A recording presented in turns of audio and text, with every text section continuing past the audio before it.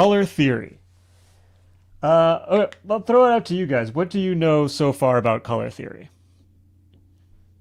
I know that I don't know anything. That's a good place to start. It's how you put color together so they can complement each other or something. Yeah, that's part of it. I'll cover that today. Um, Yeah, so, sorry, go ahead. well, no, just about to parrot the same thing that like the basics because it's what I've been researching, like the hue, the value, and the saturation Yep, that makes the entire thing. yep. But then also, like what I had a lot of trouble with. Well, I think that I had a lot of trouble because I don't know enough to know what I'm struggling with. I think I don't know if it makes sense, but yeah, it's that different hues have different value correlation with the saturation. Right. We're going to talk about that as well. Okay. I will actually throw it back to what you guys are struggling with, but I forgot that on the jump, I should explain what this is for people who are new or people who are finding the stream in as a recording.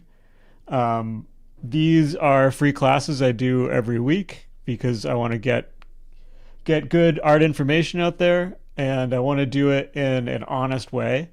I've made YouTube videos as well, but those feel very different than the way teaching actually works in my experience teaching in real life at an animation school because they're like they need to entertain, they need to capture attention, they need to like be entertaining immediately in like 3 seconds or people click off and they get buried. Whereas with these live lessons, I can do them much more like we would in a real class where I talk to people and I can take my time and make sure that things are really clearly understood. So if you like, I really do want to hear from people. If you have a mic, then just talk anytime.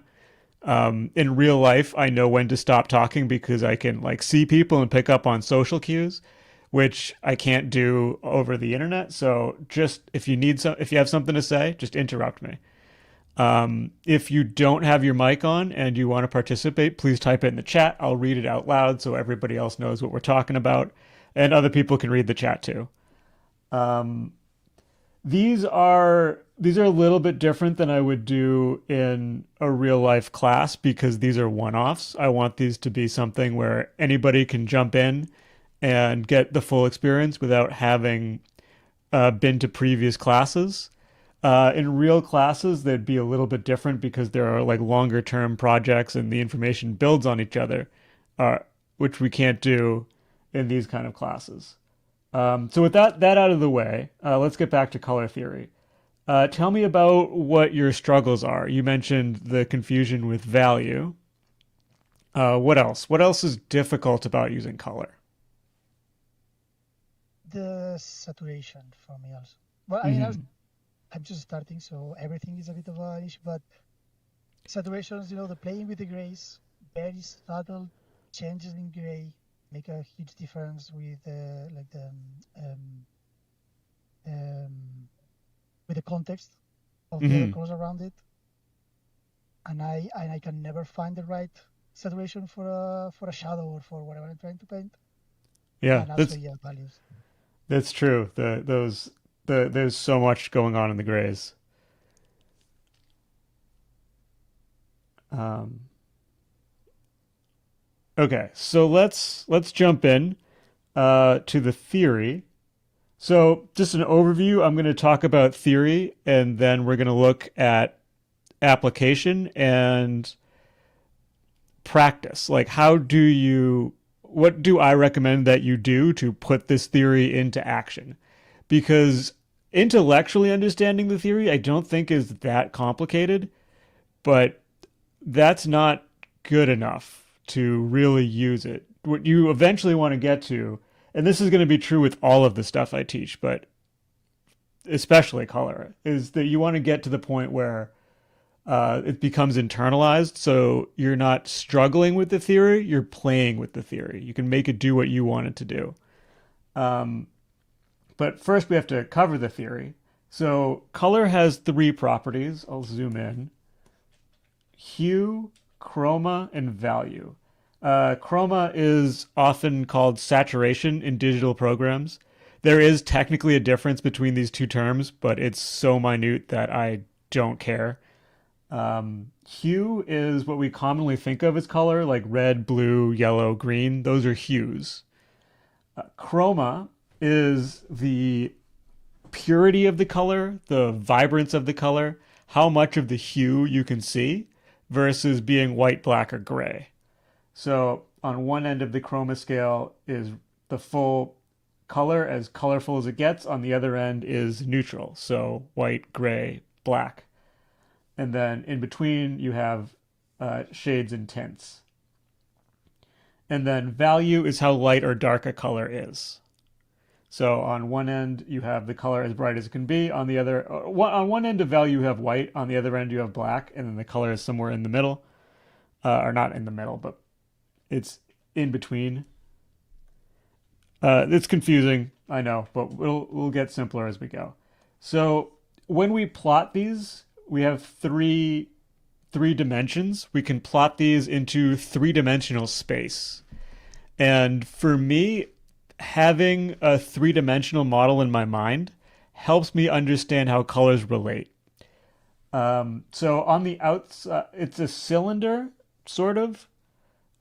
We'll keep it a cylinder for now. On the outside of the cylinder, you have your hues in full saturation. Because hues, there is a circle here. When you get to one end, the blue, purple, and the red, which then they blend together into purples, and that creates a loop. So if you're looking at a hue you can go in two directions. Like this blue could either be more green, cyan green, or it could be more purple red. Or like a yellow can become more green, or it can become more orange, depending on which way around the loop you travel. And then kind of like bisecting or segmenting the circle created by hue is chroma. Because the neutral is the end of the chroma scale from every hue. So at the end of the circle, you have the most chromatic, and then you get less chromatic to the middle, where you go to neutral, and that would be the same in all directions. And then the third dimension is value, so how bright or dark your hue is, or how bright or dark your color is. I think this is pretty straightforward, but any questions? Nope. Cool. So the shape or where the colors are aligned on the circle is determined by complementary colors. Complementary colors are like, I don't think I have the math chops to do this justice, but they're the inverse of the wavelength of the color. If you mix two complementary colors of light, then you end up with white. The other way we know which colors are complementary is by afterimage. So if you stare at a color for like 30 seconds and then you immediately switch to looking at white, you'll see an afterimage of that color. The complementary colors are red and cyan, yellow and blue, and green and magenta. And you can see they're on opposite ends of the color wheel. So this is how we determine where colors are on the circle of the color wheel. I should also clarify that I am giving this lecture entirely with the assumption that you're not colorblind. This is trichromat vision that I'm describing. If you are colorblind, it's going to be a little bit different in ways that I can't really understand because I'm not colorblind. So apologies to anybody who can't really use this lecture. So where things are in this color space determines how similar they are. So colors that are more similar will be closer in the color space, and colors that are further away will be more different. So A and B are very far away, and if we put them next to each other, the colors are very different. C and D are right next to each other, so they look very similar. But this isn't just about hue. Saturation is a big part of this as well. So F and E are on opposite sides of the color wheel hue-wise, but they're both very low saturation. So they still end up being somewhat similar because they end up being closer in color space. So on to Sub's confusion here. The value of colors. This is weird because colors don't achieve their full saturation at the same value, or their full chroma at the same value. A full chroma blue is going to be lower value than a full chroma yellow. It's just the way color works. Don't really understand why. Just is. I think. Sorry, go ahead. Well, it's. I guess I think it has to be with the number of cones we have because we see green better and it's quite light. Yeah. There is color theory reasons for this, and I have read them. I just don't use them enough to work them into my memory so that I can say them later. Yeah, like something to do with how where the overlaps between the sensitivities of our cones, but for our purposes, it doesn't really matter. So the color space, it's not a perfect cylinder. There's like different full saturation, different full chroma happens at different points in the color space. And this isn't exact either. It can't really do an exact color space in a two-dimensional image because it is a 3D space. There are 3D models of color space that you can look up online that are kind of interesting. It's kind of like a tilted diamond, sort of, with the white and black being the peaks on either side. But the point is that blue is always going to be darker than yellow at full chroma. To make them the same value, you have to lower the chroma. So to make a yellow as dark as a fully chromatic blue, you have to lower the chroma and it becomes kind of like a brown color. To make the blue as light as the yellow, you have to lower the chroma. It becomes like a light blue, like a baby blue color.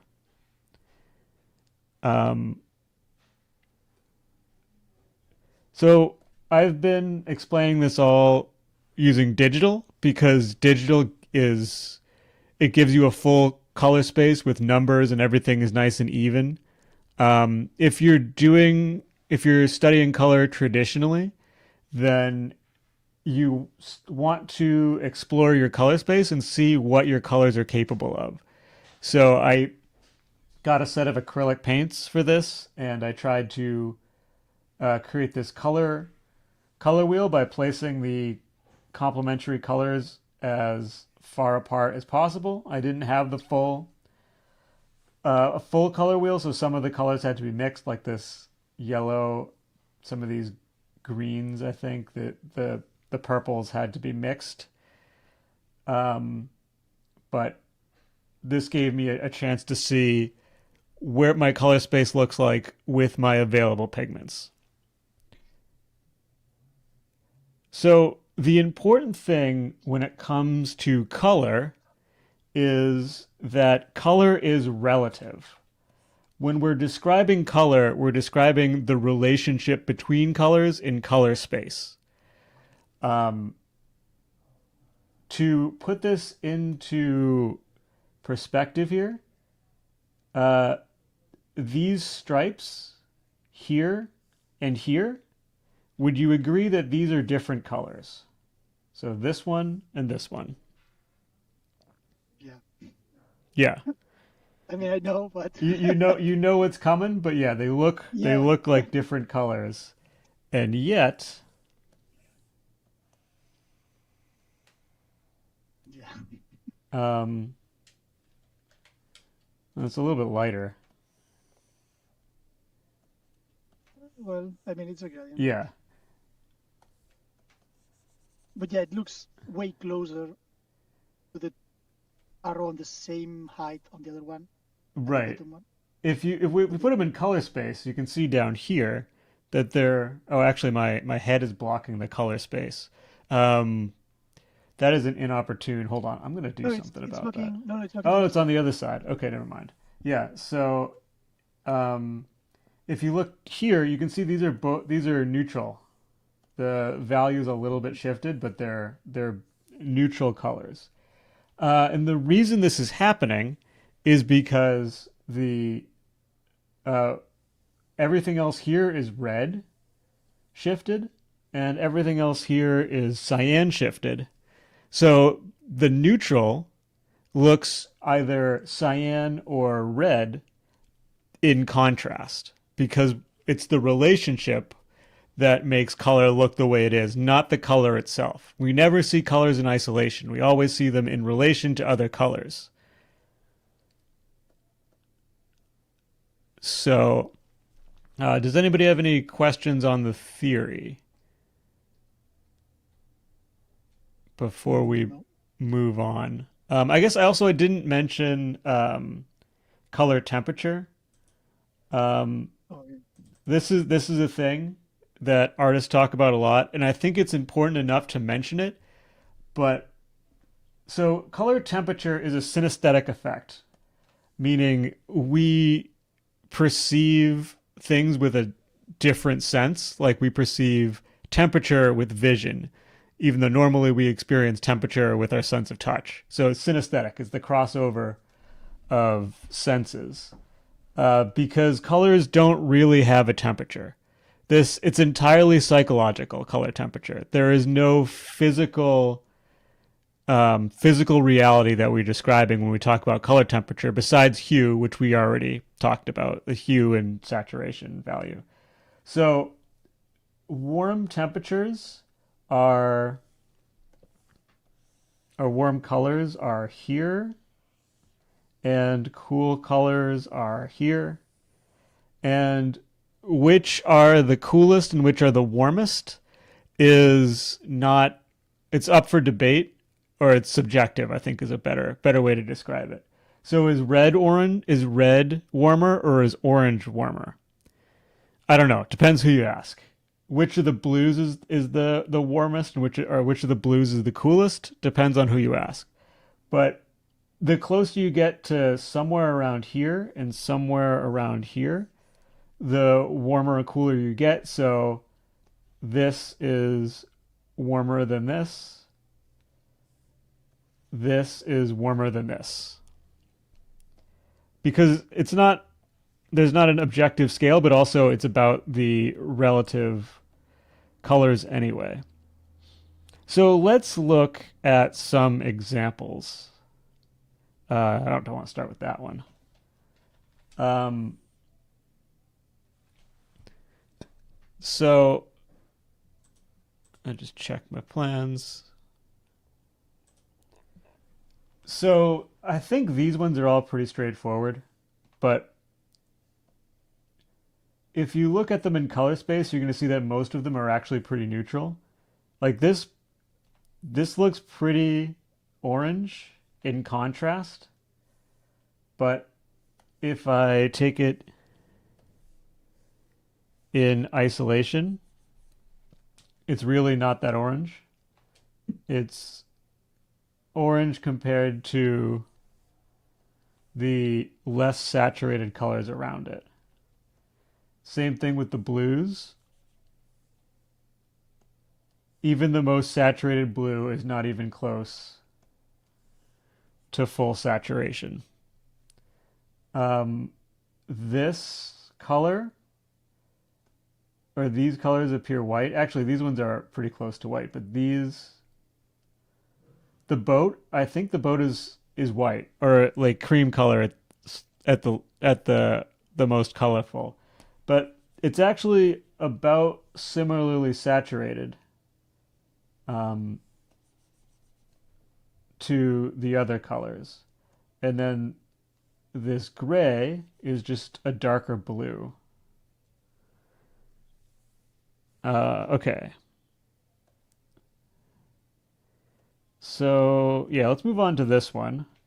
I found this one on ArtStation. I found most of these on ArtStation. That other one is from Art History. So if the artist comes across these and I'm using your work, thank you and forgive me for not mentioning you. I don't. My archive is too deep to remember where I got everything from. Um, so for this one, I think we're going to find it's going to be a lot of muted colors as well.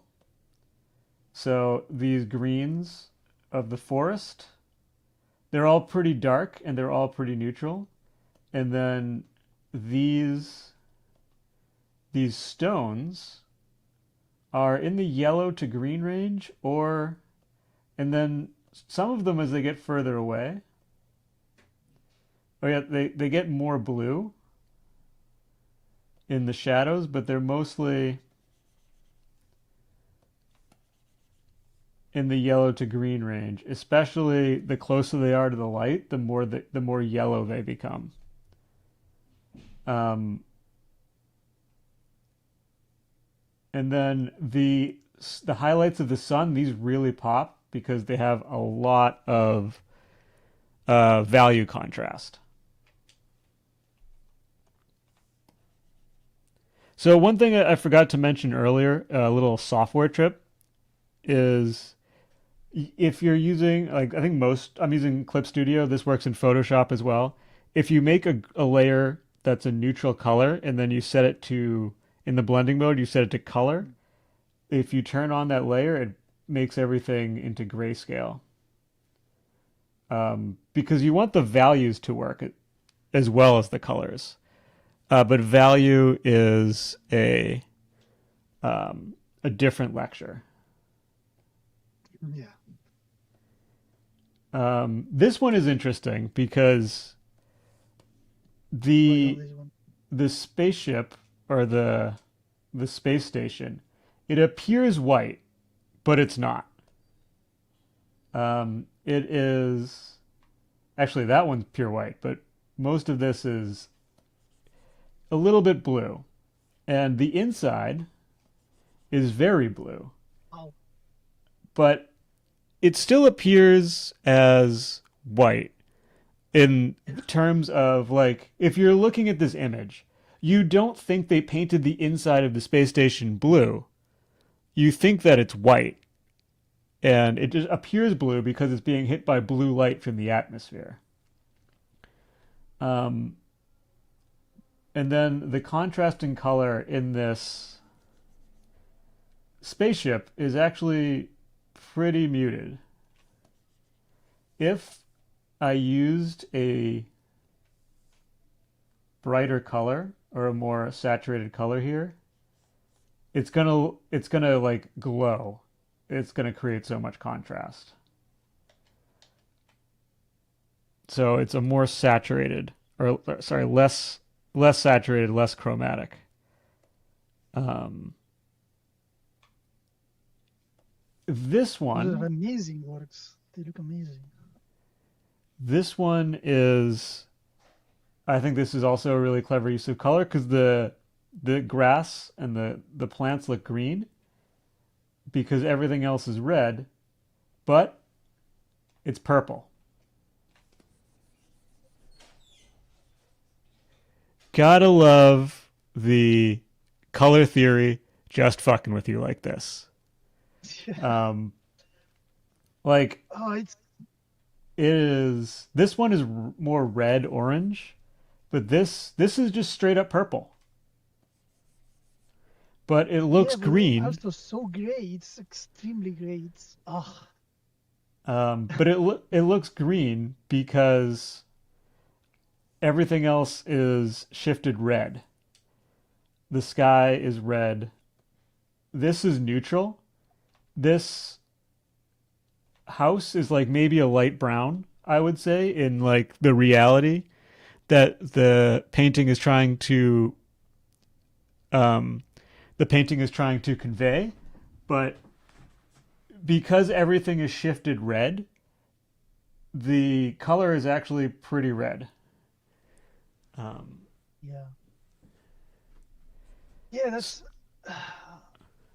I mean, I don't want to interrupt, but no, please that's interrupt. that's that's like the example with the space station and the ship, and now the house, right? Like this real feel of being ambient light hitting this surface that has a different color from from what we are actually seeing in the painting, right? Hmm. But being able to understand it straight away, like this is something I will never be able to achieve. Like I tried, and I cannot. Like I can get one color that looks this color, and that's it, or this other color that it's, like I don't even Yeah. know how to describe it. Well, I cannot you can't manage do it yet. to find. Yeah, I can never manage to find this mix of both colors, the one that the surface is actually is physically, let's say, and the ambient light hitting it. Right. Well, we are I going to talk I about think that I today, will. and Okay. how you learn to do this. Um, let's do one more. I feel like we got the point, but I really like this one, so I wanted to include this as well.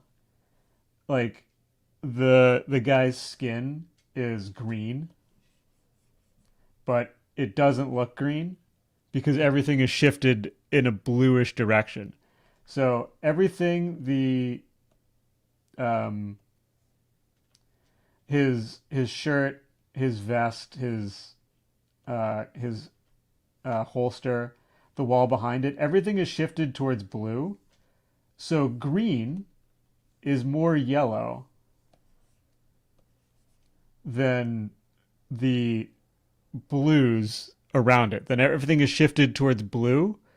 So yellow, or if we move from that blue towards yellow, we get to green. So that's why it looks yellow or like skin color, so like orange yellow ish color, even though it's green, because it's more orange yellow in relation to the colors around it. Um, so this is what like if I use like a more natural skin color and I paint this here, it looks terrible. Yeah. Or it looks like he's getting hit by a light source that we can't see because everything is shifted. Um, so let's talk about how to study this stuff. So I want to break this down into a few different exercises. Um, so the first exercise is to just familiarize yourself with color space, and this takes some practice. Um, you can do this digitally. You can do this. I think digitally is actually a really good way to learn this. Usually, I don't condone learning from photos, and I think eventually you do want to learn from life, but learning from photos with color is actually a really useful way to start. So what I'm going to do for this exercise is I'm going to pick a color in not with the color picker, but with my mind. I'm going to pick a color.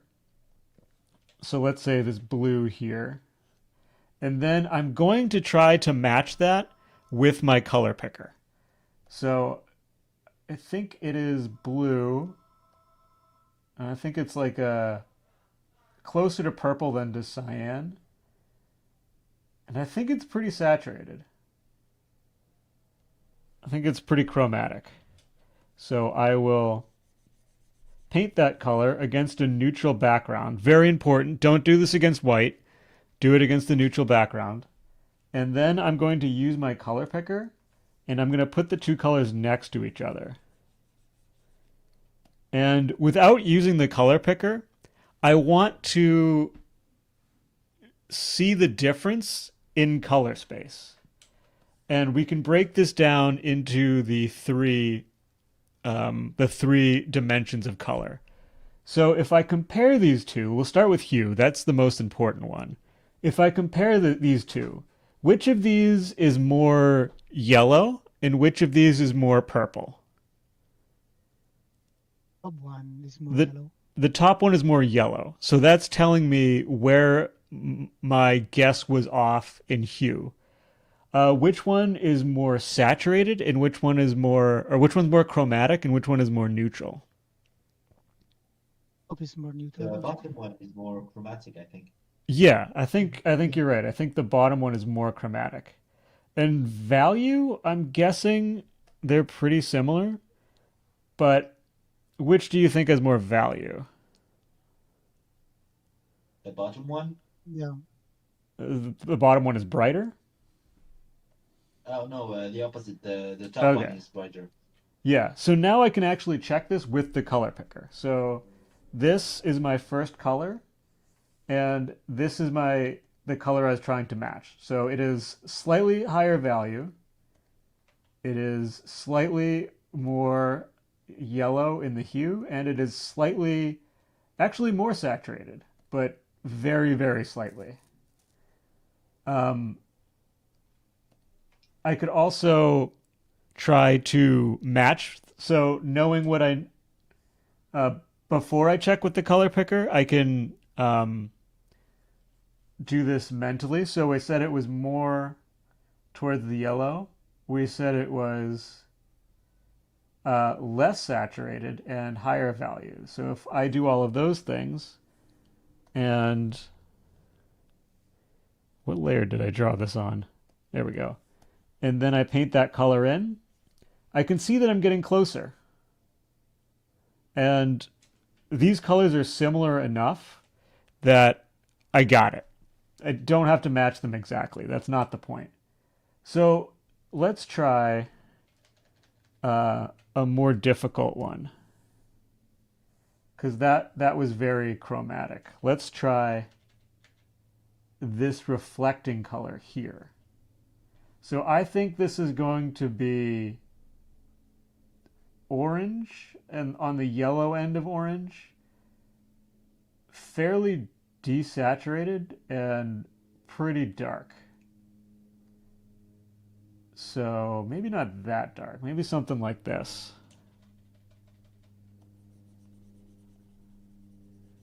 And then I'll take my color picker and put them next to each other.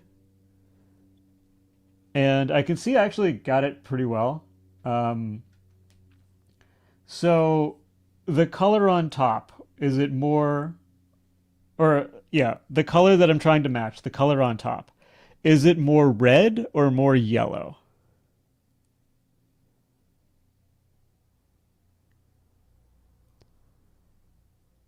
I don't know. It's tricky. I think it's more red. Is it Yeah. more? But Sorry. I mean, it's very close, right? Isn't it just a bit more saturated?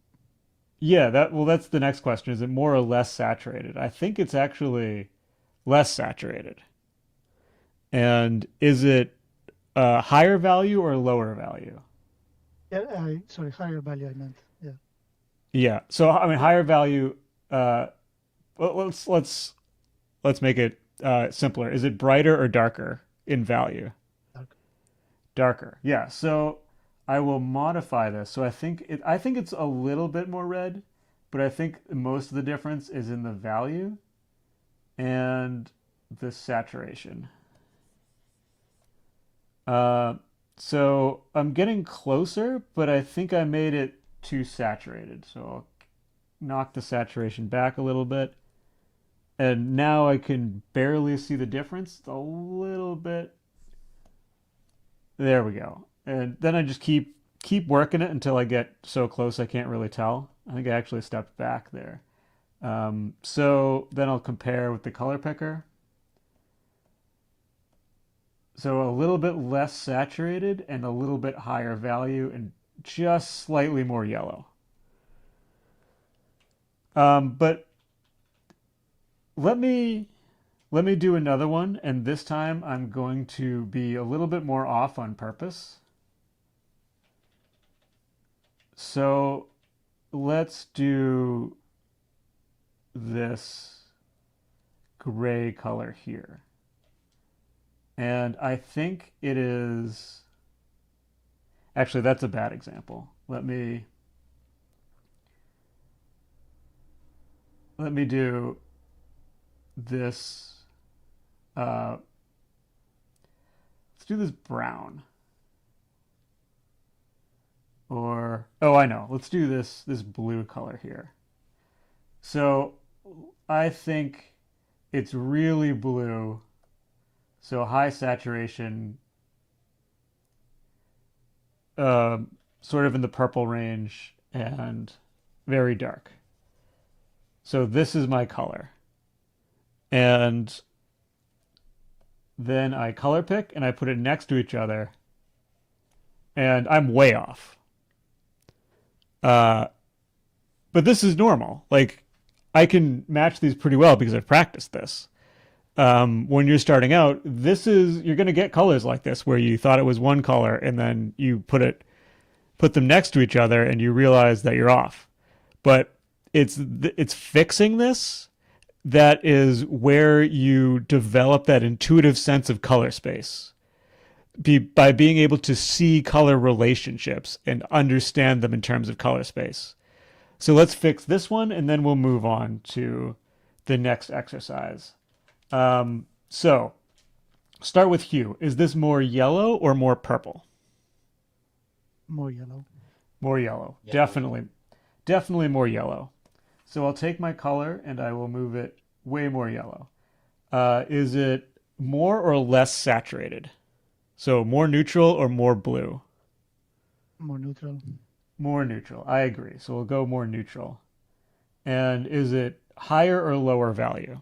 Or brighter or lower value? Brighter or darker? It's brighter, but I don't know how much because, again, blue is very high value by itself. Yeah, I think it's Going away from blue. a little bit brighter. So the main shift was in the hue and the chroma. So now I'm closer. I think the chroma, it's not chromatic enough. So I'll shift that. You can shift them one at a time too. Still not chromatic enough, and maybe it needs to be more yellow. Still not chromatic enough. And yeah, it looks yeah. So now I'm getting closer to the point where you can't really see the difference as much. And this is how you develop that sensitivity to color space, is by practicing. If you don't want to do this digital, the way you can do this with paint is you mix your color, you load the palette knife, and you put it right up against the thing that the color you're trying to match in real life. Make sure that it's getting hit by the same light, or it's not going to match, even if it's right. And then you do the same thing. You mix in other paints and you try to refine it and get it closer and closer. It's a lot harder and kind of a pain with digital. Any questions on that exercise? No, not really. I have adapted because there's a lot of texture in paint, like taking life as reference, right? Right. And since because I found I didn't try it from life, but I tried from different paintings that I like. Mm-hmm. So the colors are a bit more distinct between each other. But I find myself overshooting or undershooting colors a lot because they are using clever mix of like changing the color with the texture. You know, like you're mixing two different colors, not as in a new color, but as in one Well, one the other. Like I mean different. Optical color, where like you have two colors Exactly. next to each other. That Like if you zoom enough, you see pixels of two different distinct colors. You know? yeah. When you're zooming out, you see a different color, right? Yeah, so let's um, just ignore optical mixing like that for now. Like just work with something that doesn't do that when you're learning this stuff. Um, that just no need to add the extra complication. Um, so the next exercise is to do this from life. Once you or do it from photo or do it from life. Like once you've gotten the a better grasp of color space, then pick colors and paint with them. Just do still lifes. Um, and here, when you're doing this, your goal isn't to match the colors exactly, or even the color relationships exactly. You just want it to look right. Just have it look like what you're seeing to the best you can. If you're doing this with paint, or I mean even digital, it's not going to look exactly like what you see in life because you're translating it into different colors. But you want the relationships to be as close as possible. And this is just there's not really any more theory I can go into, at least personally that I know of when it comes to this stuff. It's just doing it. Just doing it and getting more sensitive with it. Um, the last thing I want to talk about for technique is what's called a gamut. And when we taught the paintings that I used as reference earlier were using gamuts. So what I mean by this is a gamut is where you restrict your color space. You shift your color space. So I could use a gamut where I shift my color space towards red. When you do this, you want to take all the colors you see and shift them with the gamut. So the neutral is the most important here. If I shift everything this way, I'm going to shift neutral to around here because that's in the middle of my gamut. So if I paint with this color, and I'll lower the value a little bit so it's not fully bright. Go a little bit less saturated. If I paint with this color, it doesn't look neutral until I start painting the rest of the colors in there.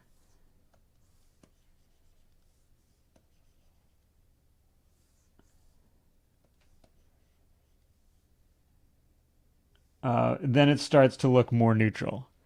Um, let me pull up an example of what I'm talking about. So I had, sorry, I didn't have this ready. Um,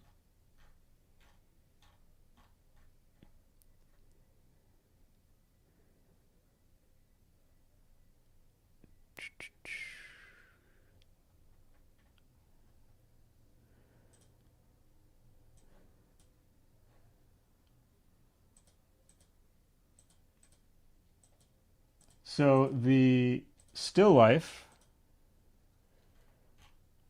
that we looked at earlier, this time I painted it with a gamut. So what I did is I took all of the colors that I saw and I shifted them towards red a little bit. So the neutral color is now slightly red compared to before where it's almost pure neutral. The blue is more purple. The yellow is more orange. The yellow here also more orange. The blue more purple. The red can't really get any more red, so that's the limit of shifting in the gamut.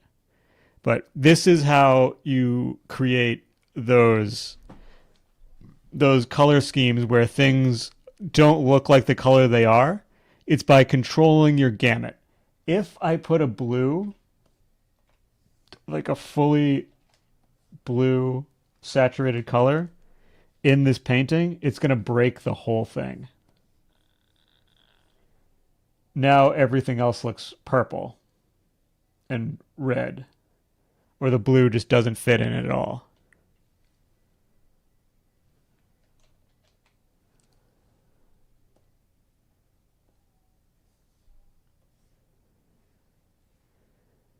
Um, any questions on that? No,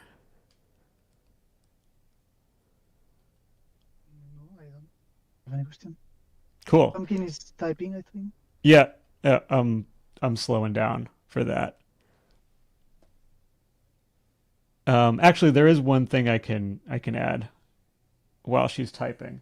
One way to kind of cheat this is to slap color layers on top of a painting or a photo and just select the colors and how much opacity you use is going to decide how much that color shifts.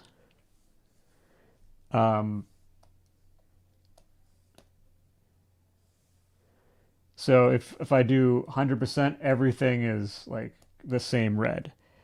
If I do 50%, it's shifted a bit as well.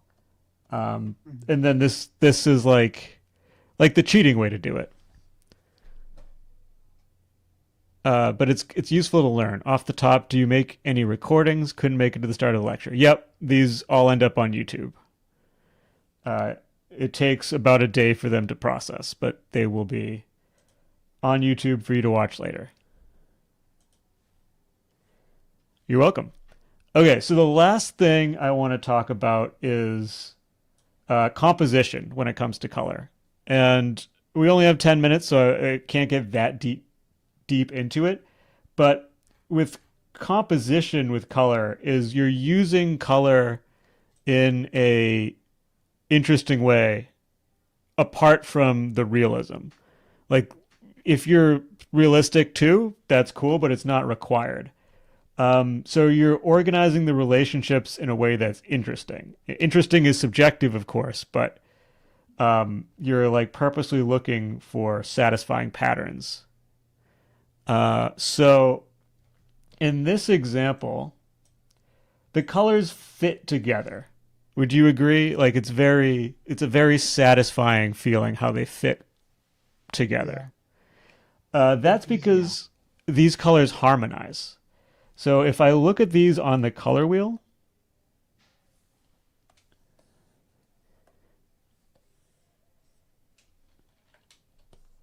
all of these colors are near each other. So the blues get pretty saturated, but everything else, all the other colors are desaturated. The greens get a little bit more saturated, but still, like the colors on the opposite side, the oranges and the reds are all very desaturated. So in color space, all of these colors are in this range. You won't find any colors outside of this range. That harmony is purposely using color relationships in a way to make it interesting and satisfying. Here's another example. Getting into some art history here, where they're not quite as unified as in the other image, but they're still organized in a satisfying way, in an interesting way. Would you agree? Yeah. Yeah.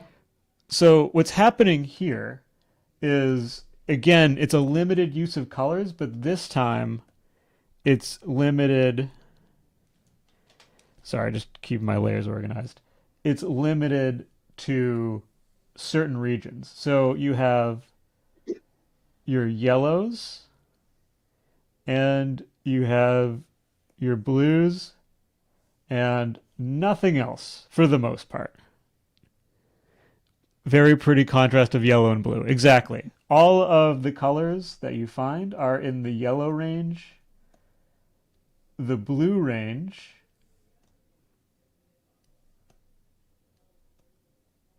or neutral. Like I could probably find some greens and stuff, but that might be an artifact of the photography.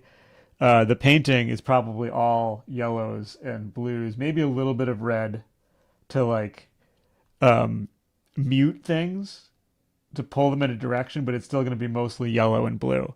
And if you recall, yellow and blue are on the opposite side of the color wheel, so they're contrasting. So we have two harmonies that contrast each other that lead to this being interesting. Um, Here's another one that I like, and this is kind of the same as the last example, where you have contrasting harmonies of color. So this one is um, not necessarily realistic, but doesn't matter. That's not the point. Um, like once you really understand color relationships intuitively, you can play with them. This is the point that we want to get to, where you can just play with color relationships. Um, so the orange represents where things are lit, and the blues represent where things are not. If you look at, you have orange and blue, they're not fully contrasting, but they are far apart, and they create that contrast that is visually interesting and creates a lot of space in color space. But you also kind of they also blend them together in the middle, in the darker colors or lower down. So you get the contrast, and then you get them in the middle, but there's no greens, there's no yellows. So like if I put a green in here, it looks really out of place. It just completely sticks out like a sore thumb.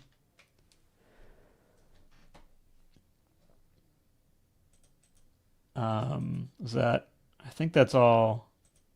Yeah, that's all the composition ones I wanted to cover. So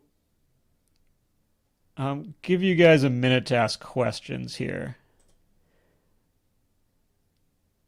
because I got to wrap. Actually, one more thing I want to touch on really quick is how to think about this stuff when you're painting. So, if I'm painting, like this is the beginner way to think about color, and I did this when I was a beginner too. The sky is blue. The grass is green.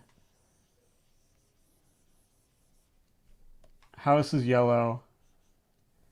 Uh, the roof is a dark gray.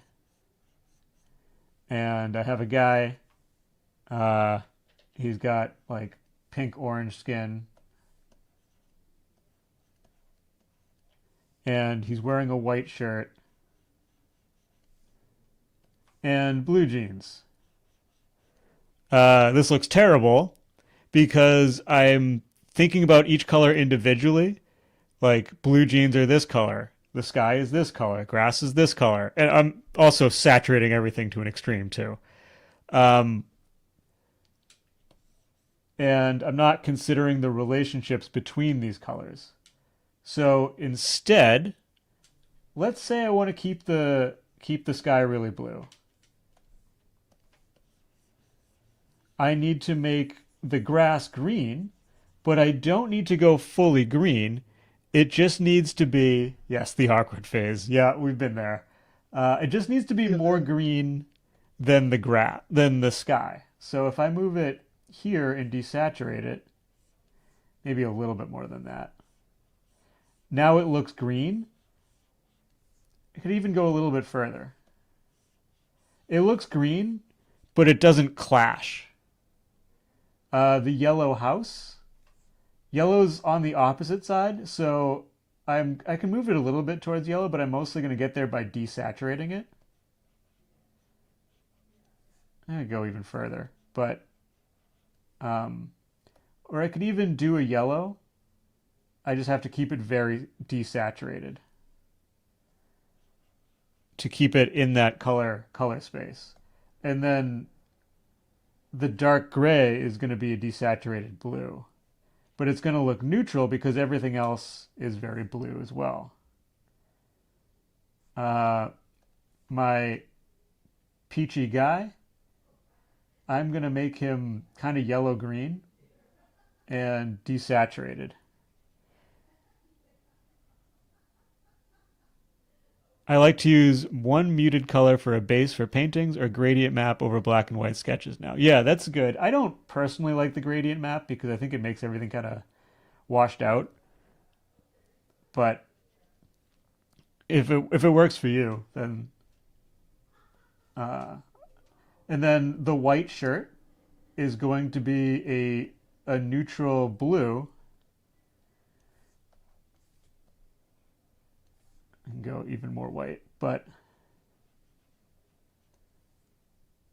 and maybe I pushed the gamut a little too far on this one.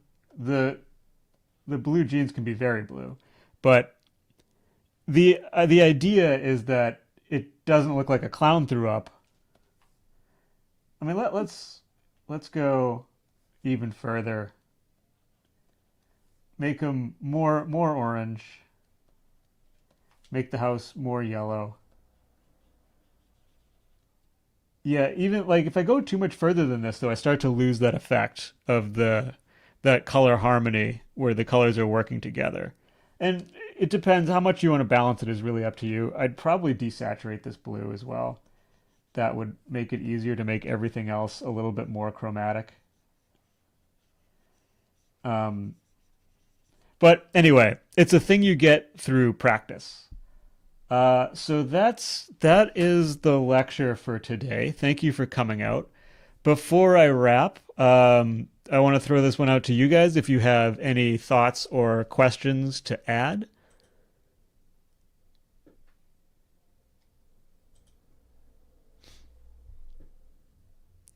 Pumpkins typing. Yep. Yeah, no, I don't think I have any questions. I will find questions when I start to do the exercises and like try to apply it. Yeah, that makes Because sense. yeah, because I'm trying to get a bit more into like understanding values, Trying to get a little more into what? Sorry. the values with the values, Right. painting Yeah. black and white. See if I can Yeah. manage something that somewhat works before starting to try to get the goals. But yeah, That makes sense because all of this is kind of predicated that you can already do value. Because this yeah, is like color is like a level on top of value. It's value with more properties. Um, and Bessel says it's fine. Thank you. You're welcome. So before I wrap, let me explain a little bit about what I do. All of the information that I covered today is in my book, Imaginative Drawing, and it's completely for free. I would just want the knowledge to be out there. It's a textbook I use in my real life drawing fundamentals class in animation school. So if you're here, you can find the link in my channel description or on the Discord in community, or sorry, in official resources. Imaginativedrawing.com should be easy to find. I want to give away as much knowledge as I can for free. To pay for this, I um, I wonder why you do all of this for free. By the way, I'm not complaining. Yeah, so let me explain. The reason I do this for free is because I think this should be out there. I was a self-taught artist for a long time before I went to animation school, and I understand the frustration. Um, to pay for this is, I mean, being real, this is also advertisement.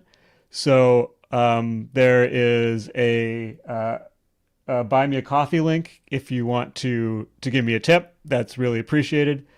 Um, I also do mentorships.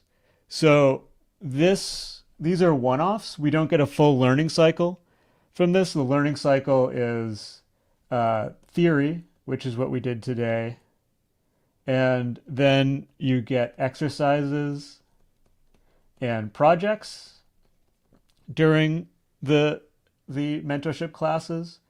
You do the theory, exercises, and projects, and I do demos so you can see what these exercises and projects look like in action. Then you take this stuff, you go do your own work, and you come back next week and you show me the work you did, and you get feedback, and then we build on the theory and we repeat until you get better and better at drawing. So that's what I do in mentorships. If you want to sign up for those, you can book your first lesson for free on my website, imaginativedrawing.com/mentorship. There is also a page on the Discord where you can find more information about it as well.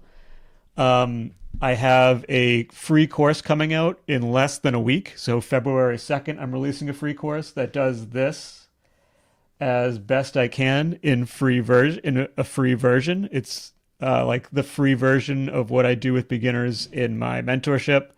It focuses on drawing from observation, how to draw what you see, and also giving you good study habits.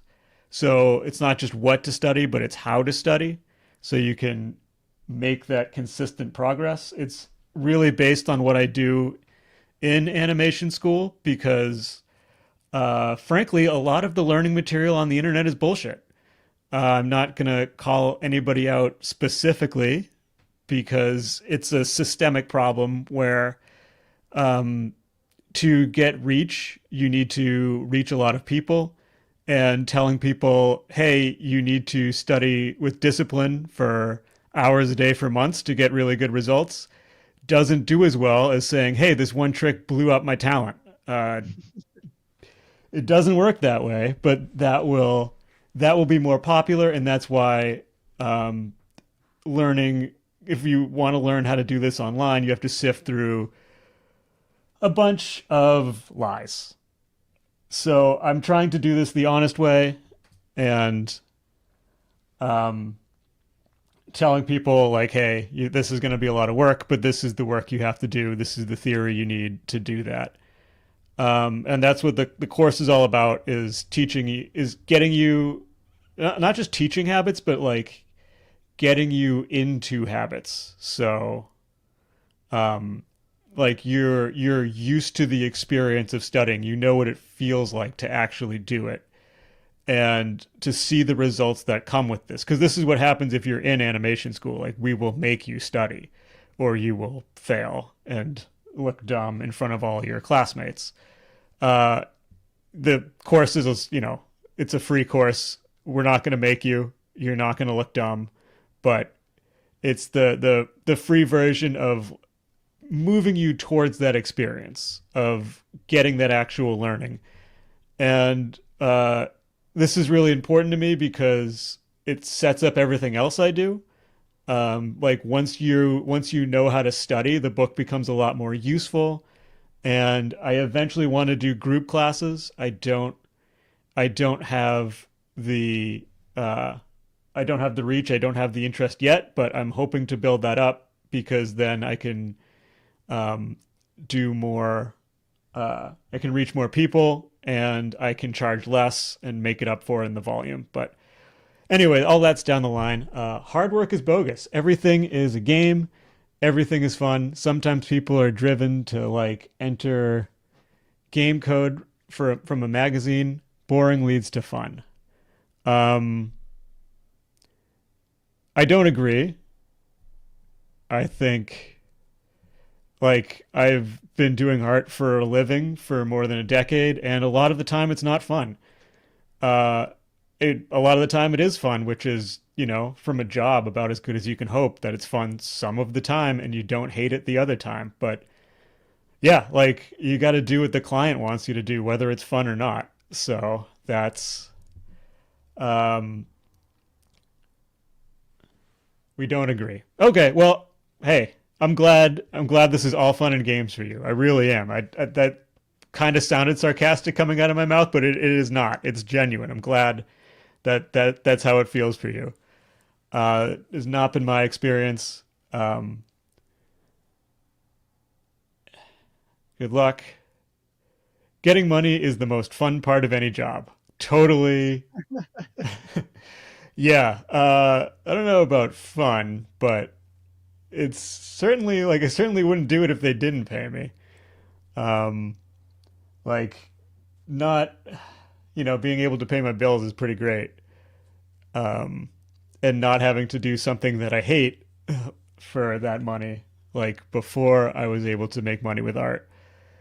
Um, Hard work is important, but working smarter with good vision is a much better idea. Oh, the client, I thought you were talking about skills. Yeah. Um, yeah, we might just be disagreeing on um, definitions here, like what is hard work. Like, I'm not suggesting that you have to grind all the time when it sucks. I'm not like draw 250 boxes whether you want to or not kind of guy. Um, but like if you're doing this as more than a hobby, there's definitely going to be times where you'd rather be doing anything else, and you're going to do it anyway because paying your bills is, you know, nobody learns anatomy because someone told them to. I don't think that's true at all. I think lots of people learn anatomy. I think because people tell them to. Um, I learned anatomy because I thought it was fun, but people in animation school learn anatomy because the teacher told them to. But you're some guy who has skills and can't help but make money. Um, I mean, I certainly can help but make money. With the way the animation industry is now, it is very easy to not make money. I think the grind should be smart. Yeah, I agree. Um, you shouldn't have to suffer all the time. There's definitely a thing on the internet where there's like a a badge of honor to grinding really hard that it seems people at CalArts already knew anatomy. Yeah, okay. Um, that's cool. I think it's good to go into animation school knowing as much as you can. Yeah, people will give themselves a badge of honor um, to how hard they can grind, but like don't do it. Don't make yourself hate it if you can avoid that. Cultivate great observation, render opinion. Hide your grinding as it is shameful. Um, yeah, I, cultivating. Um, uh, Thanks for defending me, bro. This is a free class. Please be nice. I think he's being nice. Um, Maybe I'm misreading it, but I think we're discussing things and we have some slight disagreements. But I I think disagreement is good.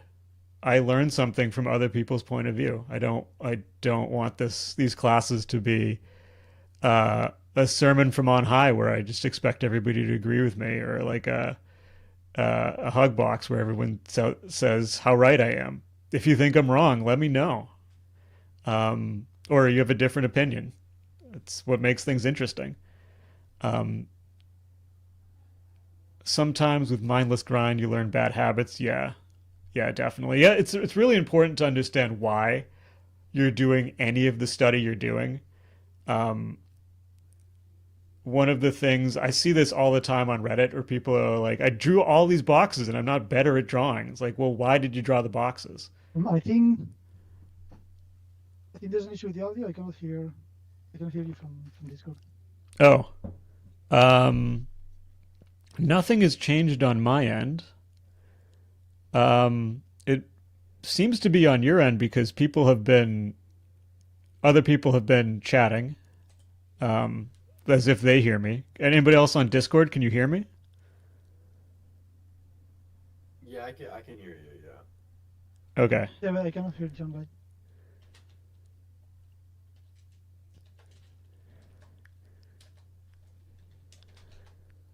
Damn it.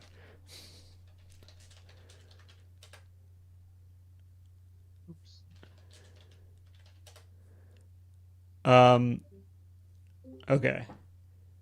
Can you hear you? Left Can you channel just like put only. him on Yeah. Discord? Because I can hear him. Like I can help you troubleshoot here probably.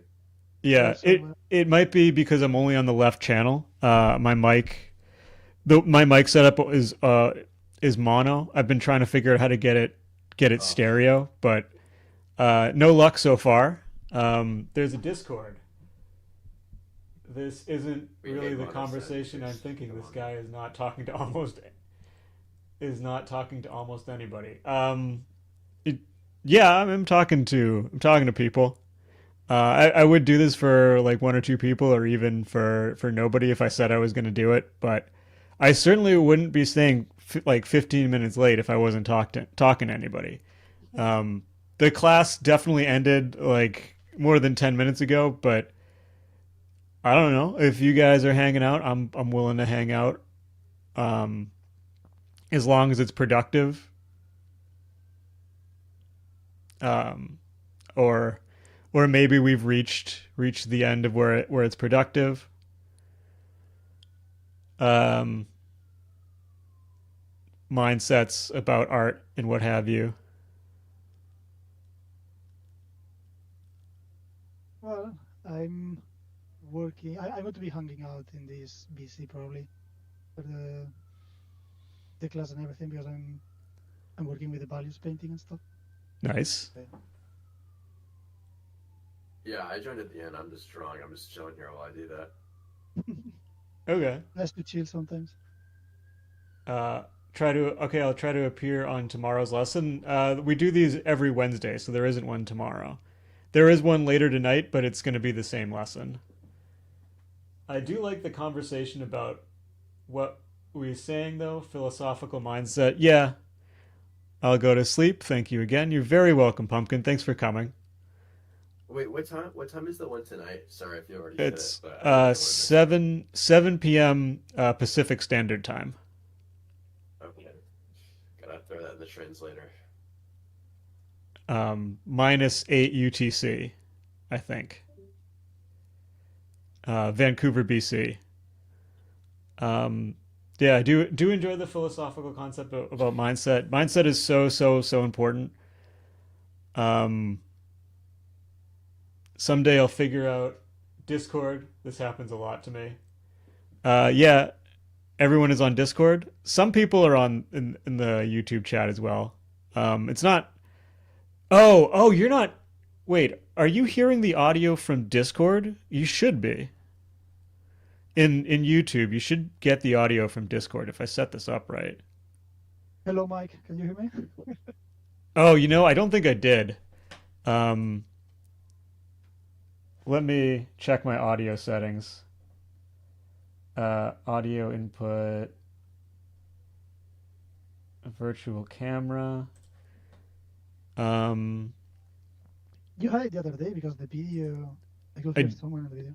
I did, but I think I got it wrong this time.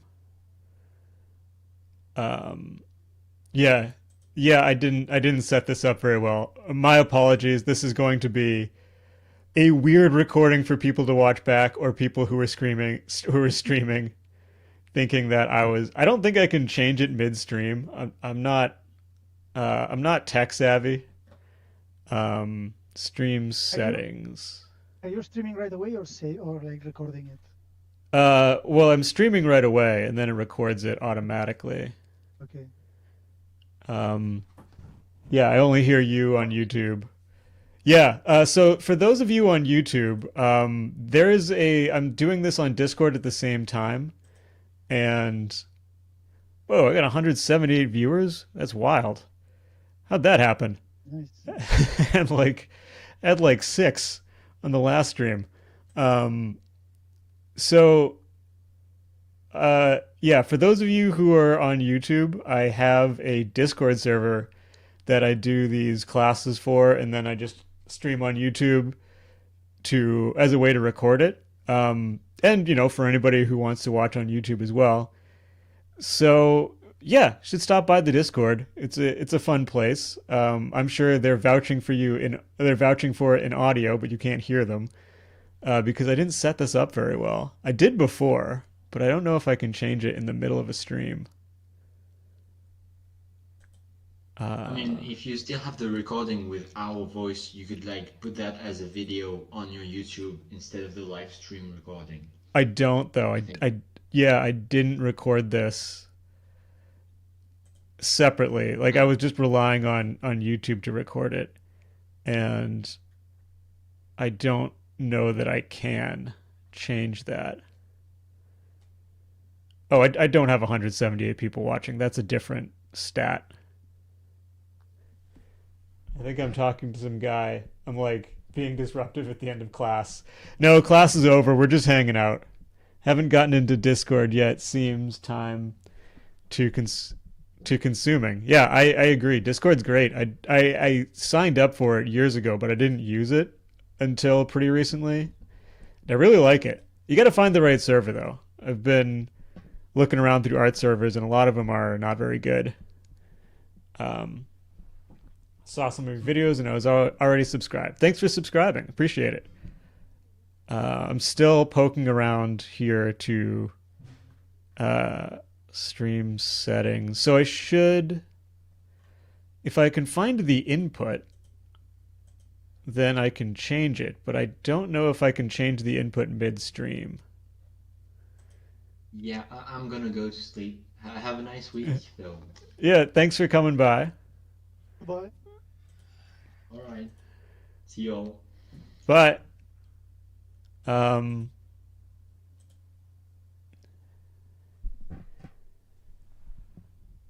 used to use IRC back in the day.